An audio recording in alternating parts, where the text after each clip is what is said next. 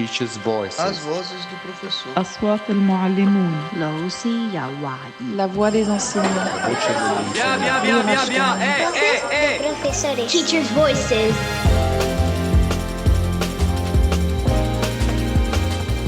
Welcome to a new episode of Teachers' Voices. I am your host, educational researcher Nina Alonso, and today we will talk about the importance of supporting children's capacity to act and own their learning processes. This interesting theme is connected to so many relevant issues in education, and so I hope it inspires new ideas for future discussion. So please contact us with your ideas. We are preparing a new series and we will be very glad to hear about you. You can email us at podcastteachersvoices@gmail.com.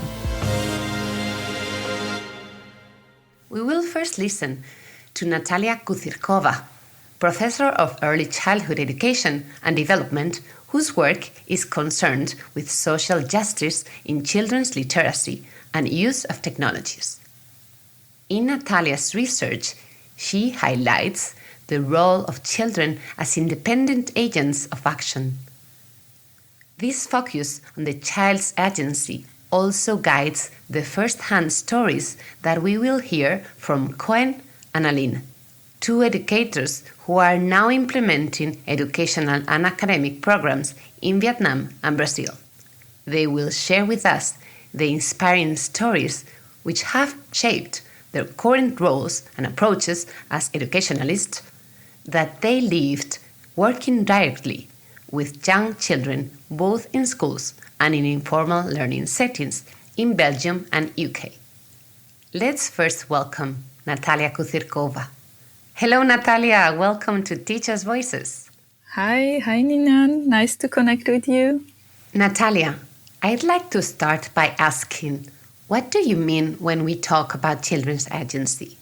So in education, I understand agency together with colleagues as the capacity to act.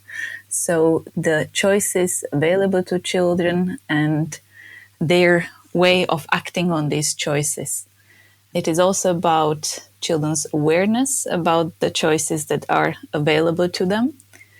And in many respects, it's an expression of their autonomy that becomes visible in different activities that they do and how actively they participate in the classroom. So that is how educationalists understand agency.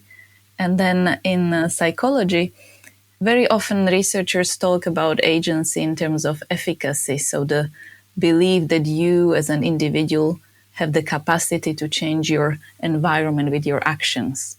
So you are aware of why you are doing something. You make a choice based on that active engagement in the process of decision making. And how is agency related to the child's self-esteem, and why is this so important for the child's learning and development? Oh, very good question. I think they go hand in hand, So if you see that you are in control and that you are producing something effectively, then it boosts your self-esteem. So it's not that one comes before the other. The two things mutually either enrich each other, so they mutually increase or decrease. And that is quite easy to observe. So there are some studies in psychology that show how children who control their own learning and feel more in charge of the learning situation are then also more confident, and then they continue with the learning activity more than those that perhaps didn't start with a similar level of confidence. Natalia, what can educators do to nurture children's agency? What I have observed, and I know other colleagues have noticed as well, is that it's really important that teachers verbalize the importance of agency. So they talk about it.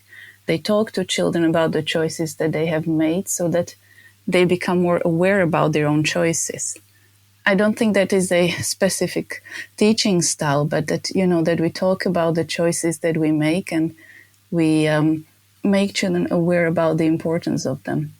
And another thing that is very helpful in nurturing children's agency is to make sure that they take ownership of the activity, that they feel that they own it. And that can be achieved with many techniques.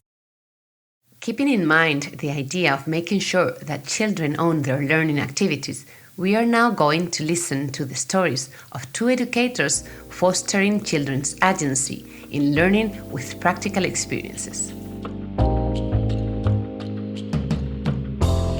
We arrive in Belgium, where Koen generously welcomes us during his holiday.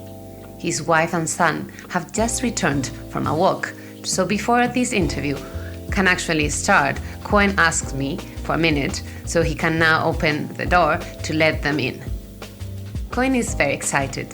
His Belgian family is meeting Koen's baby for the first time, as Koen and his wife live in Vietnam, where Koen works as a strategic advisor for the Belgian Organization for Education and Development, VVOB. Hello, Koen. Thanks so much for accepting my invitation. How are you?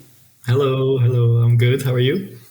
Koen believes in the importance of letting children own their learning processes, and he told me about a particular experience that he had when he was a teacher in a Belgian school that had an important impact in his life and career. This is Koen's description of the details of his inspiring story.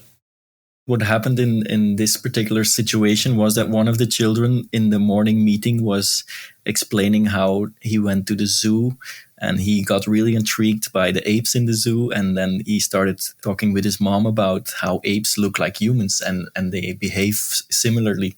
That was like something that stood out to that particular student. And he told about that experience in the zoo in the morning meeting. And I noticed that the other kids responded to that. Like they had questions about it. They wanted to know more. And that like it very spontaneously, it grew into a project. And it actually became quite a big project. It took us several months, but it turned into like the whole story of the history in general, starting from the Big Bang until where we are now. At a certain moment, we made this project book, and to make sure that we would write like decent articles that are good and that are well written and informative. First, we studied encyclopedias and other reference books. And I think that's how as a teacher, you still control the learning journey. You still make sure that you reach certain goals. And in this case, it would be to write a good informative article. But then the agency is still completely with the children because they write about what they care about, in the context or in the framework of this project, of course. Koen mentioned that the children presented the project to the parents. And so what the kids decided to do is they wanted to make a shadow play out of it. So they created the whole story, starting from the Big Bang until where we are now. They made all these shadow puppets and they had a whole, like theater set up. Koen highlighted another important observation about his practice that goes beyond the individual aspect of the children's agency. But what definitely is interesting to note about that is that since it was such a large project and it took a lot of time, you could really see the impact it had on the classroom or on the class group, like as a community. And then in the beginning, sometimes it wasn't always the easiest group to work with. But then we started digging really deep into this material, and we would do like field visits to musea or all kind of activities. And that, I feel like that really brought the group together. What Koen explains about classroom collaboration resonates with Natalia's thoughts on what schools can do to give children enough independence while also giving them teaching support. I suppose it's a balance between the independent way of participating and the one that is more supported by the adult. And of course the peers, right? There will be other classmates that might be interested in the activity, and that creates a very nice opportunity for dialogue in the classroom. I asked Koen how it is possible to reach teachers' learning goals while at the same time letting the children enough choice of action.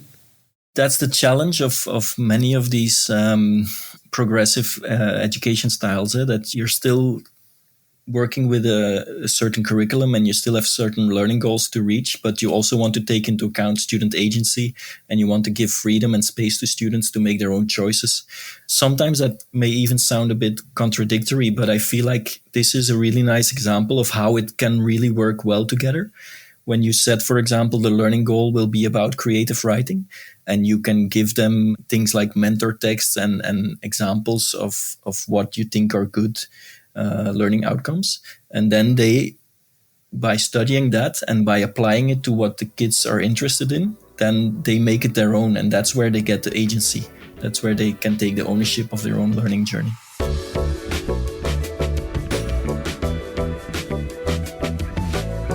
Our expert Natalia Kucirkova summarizes well what Koen's story shows.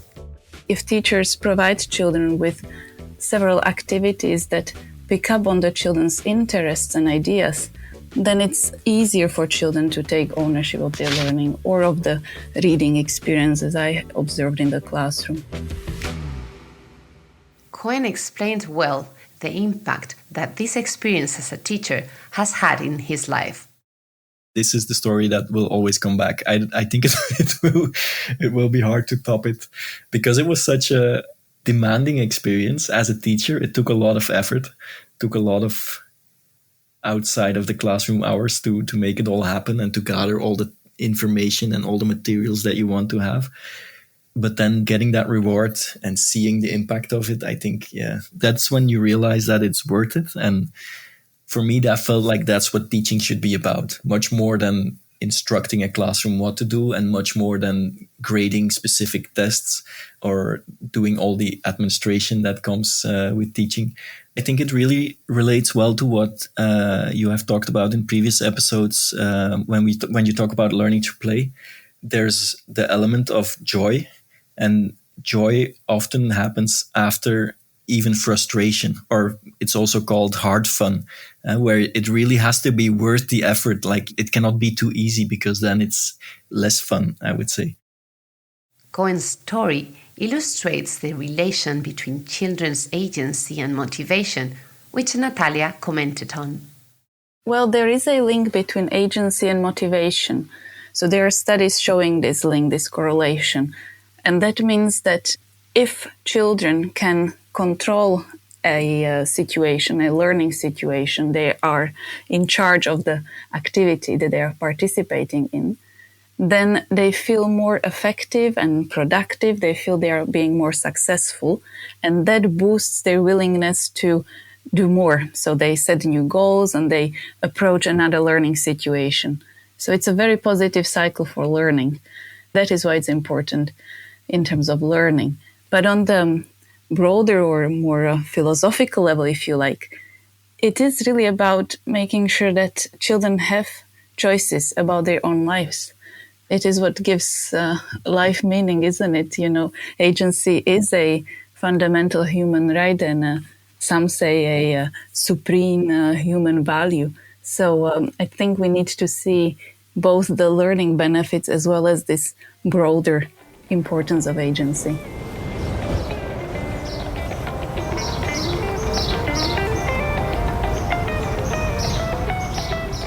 We leave Belgium and we travel past the Atlantic Ocean to arrive in Brazil. Aline now works as a researcher and a university lecturer in Rio de Janeiro, where she answers me as I call her on a Sunday morning very early for her. I can hear many birds singing in the background. She will head to Ipanema beach right after our conversation, as she complains that it is only 7 a.m. and it's already so hot. Aline wants to share her past experience in England working with 4- and 5-year-old children and digital forms of literature in out-of-school settings. These experiences have been crucial in shaping her current research interests and academic practice. Hello, Nina. Thank you for inviting me. So, in my work, I work with families, with parents reading with their children in a public library. So it's an informal learning space.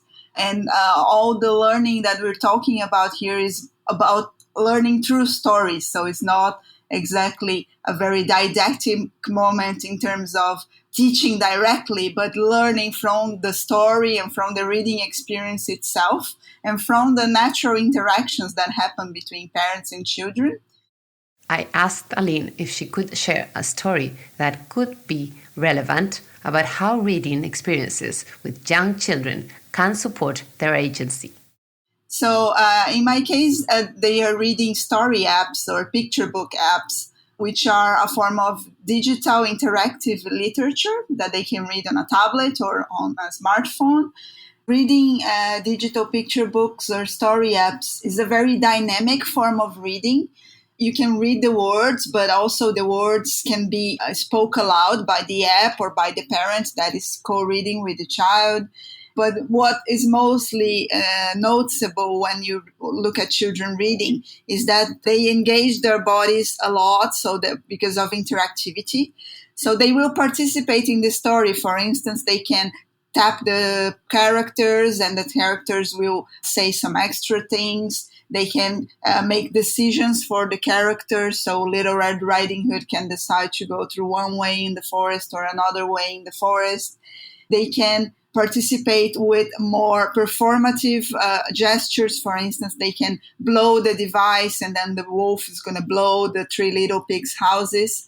So it's a very dynamic form of reading, which actually incorporates a lot of the dynamics that young children are already very active when they are reading picture books. So these stories, they incorporate this performative facet of reading in early years. It incorporates that into the story in meaningful ways. So then how are parents involved in this process?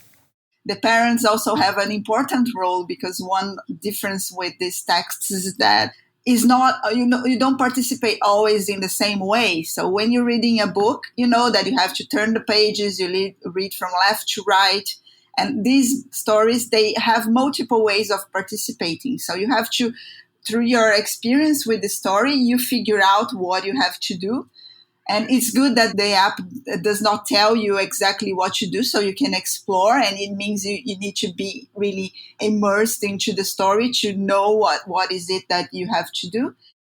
Aline explained with the concrete example of a digital picture book called The Monster at the End of the Book. How can very young children have meaningful interactions with digital storytelling with the support of parents?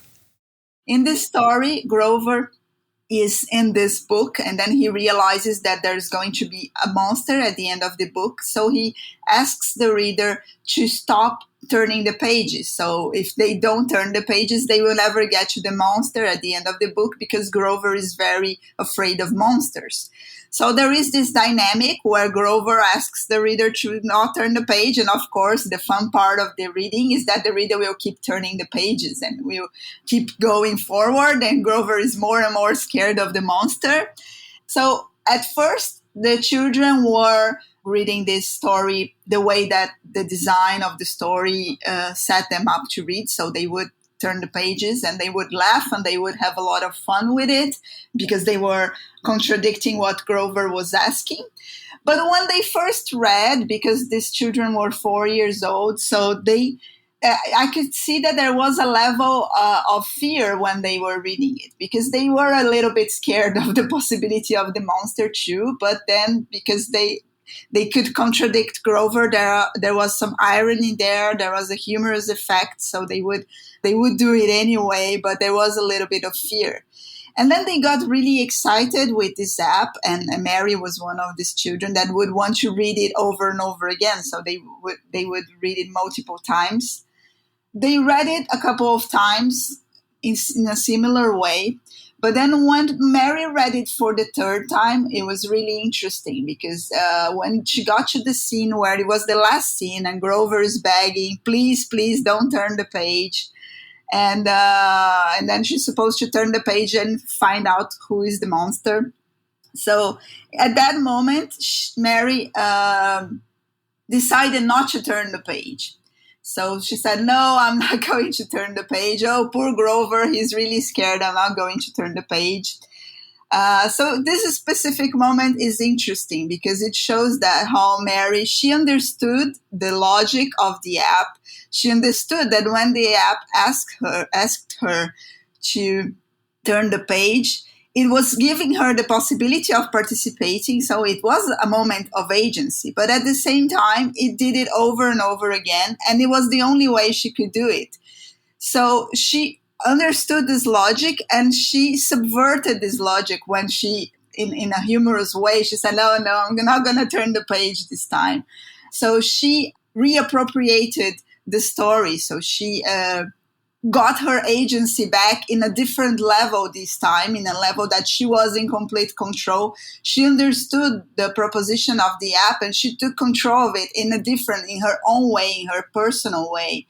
So I think this is a very good example of how children can work with these limitations and can negotiate their agency in a story and with the interactive possibilities of a story app.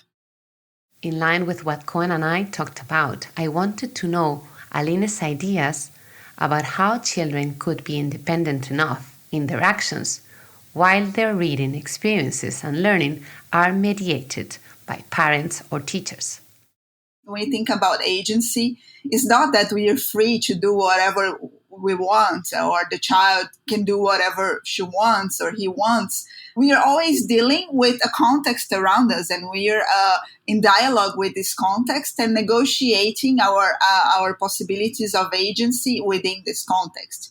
So when we're looking at children and parents reading story apps together, we have two main forces there. We have the parent, which is another person that is there mediating this moment. And we have the text itself that is going to have its characteristics, its possibilities for interaction. So both of them are in some way constraints to the child's agency. But the main thing about agency is how the children appropriate the text and appropriate the moment, and they negotiate agency with both the parent and the text. So that's the main thing. In some cases, the child will really want to appropriate the device and will want to control the device. But in most cases, it's very natural that the child will be at the forefront of the reading experience. Aline's story links important themes that we have discussed in previous episodes, such as parental engagement, learning through play and technology, and the power of storytelling with an emphasis on the child's agency. I asked Aline to summarize for parents and other educators the possibilities that this kind of reading experience with digital literature can bring to the children's development. So I think story apps are a great opportunity to expand the possibilities of children's encounters with children's literature today. So I think they allow children to think about their experience with digital texts and to think about participation in the digital world, but all that in the context of fiction, of fantasy, of imagination. So it's talking a lot about the nature of digital communication in a very light and natural way, in a way that engages children. So I think the best learning happens when children are comfortable, they are happy with what they're doing, they are within this realm of imagination. So I think story apps are a great opportunity for that. We need to promote this diversity of formats for children too. And story apps are a great opportunity to engage with digital media in meaningful ways, in ways that are not automatic, that are actually active in a meaningful way.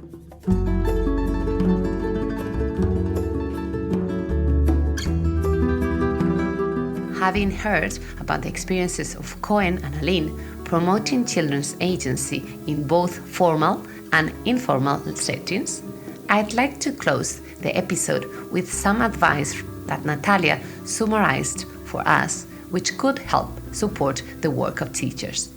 There can be some small changes to how teachers usually implement activities in the classroom that actually make a lot of difference to children's learning. So being conscious about the choices that they provide children with and making sure that children are conscious about the choices that they make. Thanks, Natalia. I wanted to highlight something fundamental when teaching children that you said. Making sure that children grow having choices about their own lives is not just key for their learning progress, but also important in a much broader sense, because it gives life meaning. I'm just so excited to hear the teachers' voices as well on this, I wish it was like a conversation that we could all speak together. I also wish that we could all speak together. With that collaborative spirit in mind, I want to call you, dear listener, as this series is coming to an end, to engage with us in the preparation of the new coming series of Teachers' Voices, one that will have a strong emphasis in the importance of education in sustainable development. You have listened to another episode of Teachers' Voices, the last of this first series. If you have enjoyed this episode, you can find more about research on agency, about our expert Natalia and our interviewed educators Koen and Aline on bold.expert.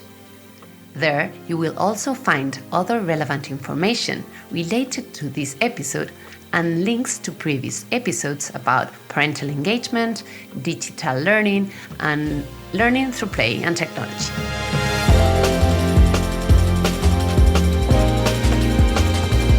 This is the last episode of the current series. We will be hard at work over the next few weeks preparing the new series coming soon. The new series will feature more of the most inspiring research into child development and learning and be packed full of teacher stories sharing how they work towards helping children thrive and reach their full potential. We would love to hear from you. Are there particular topics that you would like to hear more about? Do you have ideas and insights for the new series? Do you know a particularly inspiring teacher maybe who has a story to share?